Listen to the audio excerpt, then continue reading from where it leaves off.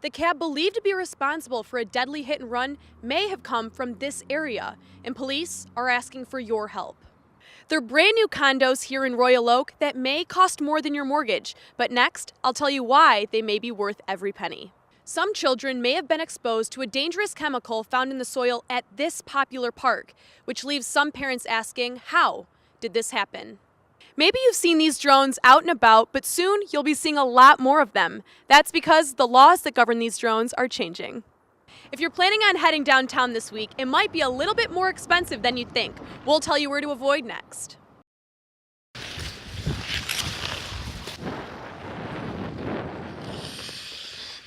I'm here at the Dearborn Ice Skating Center in Dearborn, Michigan, home to hockey players, pair skaters, and single skaters. But one sport you've probably never heard of. It consists of 16 plus ice skaters on the ice at the same time, skating in complete unison. And that sport is called synchronized figure skating. Synchronized figure skating is a sport that has been on the world stage for many years, and Metro Detroit is home to several teams that compete both nationally and internationally. One of the most successful teams over the past few years has been the Crystalettes from Dearborn, Michigan. The sport itself is extremely demanding, but also incredibly rewarding. Once you've skated on a synchronized team, it's a hard sport to let go of, as evidenced by Crystalettes coaches Shannon Young and Holly Maluski.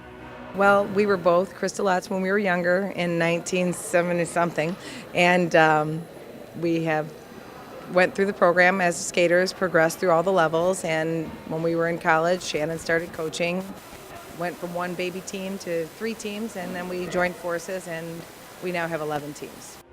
11 teams, each consisting of between 16 and 20 skaters. That's a lot of skaters, which means there's a great deal of competition to even make the teams. If you do make the team and become a Crystalette, you have the chance of representing the United States on Team USA. The Crystalettes have had several teams in the past that have reached this elite status. Such an honor. I think anytime you represent your country, even when we go internationally and maybe the years we didn't get the world team berth, but to be on the U.S. world team is an incredible achievement. It's the top 2 in the United States. To be on a synchronized skating team, you have to be more than just a good skater. The training schedules can be grueling and the travel can be exhausting, but that doesn't stop hundreds of Metro Detroit skaters from competing. I think it's a way of life.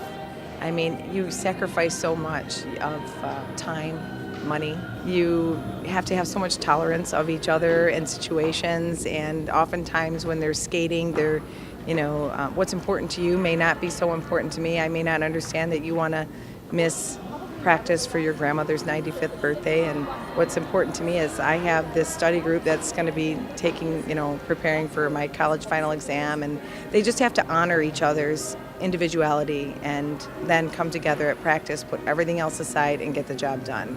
Getting the job done takes enormous commitment, but it's not all hard work. Okay, it's incredibly rewarding and a lot of fun. Okay. Oh, baby! Oh, okay. So if you've watched any of this year's Olympic Games, you'd know that skating is a very popular sport to watch. Currently, the International Skating Union is deciding whether or not they want to put synchronized skating into the Winter Olympics. So, Crystalettes, what do you have to say? 2022 Beijing Winter Olympics? You heard it there. Reporting from Dearborn, Michigan, I'm Spencer Thomas. At Fred Astaire Dance Studio, they believe that everyone should feel the pure joy of dancing, an ideal that has been brought to life right here in Bloomfield Hills, Michigan. Cheryl Angelelli understands the rigors of world-class athletic competition. As a swimmer, she competed in 3 Paralympic Games, winning gold and silver medals in Athens and Beijing. So when she decided that she wanted to start a wheelchair ballroom dance program here in Michigan, adapting to a completely different sport came easily for her. When I started dancing, it was really different for me because I came from a sport where I was a single participant. It was just me competing and training and racing, and so it was difficult to now have to work with a partner. And so it takes a lot of trust and it takes a lot of communication and connection. Cheryl's partner is Tamerlane Gattarelli, and the program they've created is called Dance Mobility. Once a month, Cheryl and Tamerlane, along with a dozen other dance professionals, instruct people with disabilities on the finer points of ballroom dancing. Wheelchair ballroom dancing has actually been around since the 1960s. It originated in Sweden in 1968 as a way to provide recreational opportunities for people who were in the rehabilitation process. And then in the 1970s, they had their first wheelchair ballroom competition. So it is very, very popular in Europe and in Asia, and it is slow to grow here in the United States. And we're hoping through our participation in the sport and what we're doing here at Fred Astaire with Dance Mobility that we can grow the sport and it becomes more popular. For those of you who are thinking about trying ballroom dancing but are afraid you don't have what it takes, don't worry. The only thing you'll need to bring is your wheelchair. And Dance Mobility can provide a custom-made dance chair if you'd like to try something a little more advanced. So people come to the class, they have an option. They can use their own chair if they're comfortable in their chair. We do have some dance chairs for people if they would like to use a dance chair. And just their experience will be a little bit different if they use a dance chair because obviously the chair is built for dancing. With the success of wheelchair ballroom dancing, the Dance Mobility program has now expanded and is offering classes for both amputees and stroke survivors. We always say dance is for everybody, and so there are no limitations on the dance floor, just possibilities. Here at Fred Astaire Dance Studio, you will find people from all different walks of life, able-bodied and people with disabilities, all because of one reason: they love to dance. So if you love to dance, come on out every Saturday of the month for free classes. From Bloomfield Hills, Michigan, I'm Spencer Thomas. Detroit is known for its rich music history, from Motown to techno to classic rock and roll. We are also known for smooth jazz, and tonight we're going to give you a little taste of that.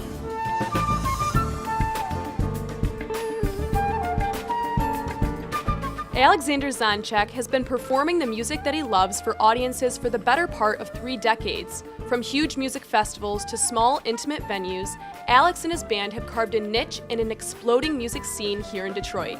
With literally hundreds of bands playing dozens of different venues across the city every night, you might think that finding enough talented musicians to meet that demand might be difficult. For Alexander, it really hasn't been a problem. Detroit is one of the greatest music cities in the world. So finding amazing musicians to support you and to be part of your band is not difficult in Detroit. We've got so many of them. My band tonight is Chris Kodish is on keyboards. He's got his own band. He makes records. He records with other people. He teaches. We've got James Simonson on bass. James Simonson tours with Betty LaVette, the great blues soul singer. He works in a band with Chris called the Brothers Groove. We've got Chris Kurzawa, who teaches and plays all over town. Jeff Kennedy, who works with just about everybody in town, with Thornetta Davis and with Kimmy Horn. So they're all first call guys. And they're guys that I use a lot. The music scene here in Detroit is starting to get some well-deserved recognition, and bands from all across the country are coming here to be a part of it. And that means seasoned artists as well as singers and musicians that are just starting to break into the national spotlight. And tonight our special guest is an amazing up-and-coming singer, and they're from New York. It's Lindsay Webster, and I don't want to leave her husband out, who's a big part of that team. They co-write their songs together. He's her keyboard player, Keith Slattery. So it's R&B-ish, it's jazzy, it's pop, and for us it's exciting because it's the first solo vocalist that we've had on the show. The audience is in for a big treat. With Detroit's long history of producing incredible music talent, one has to wonder what it might take to make a living making music in Motown. The inspiration is really, really easy for us. If you're a real artist and you love to produce and you love to, not only do your own music, but work with people like Lindsay and those other guests that I mentioned, the inspiration comes every week. And if all of that wasn't enough, what can be more inspiring than getting to the point in your life that what you love to do and what you do for a living are one and the same? I mean, they really are. We're all blessed to be getting away with this. It's no secret that Detroit is making a huge comeback, and nights like tonight show that music is a big part of that. Reporting from Detroit, Michigan, I'm Spencer Thomas.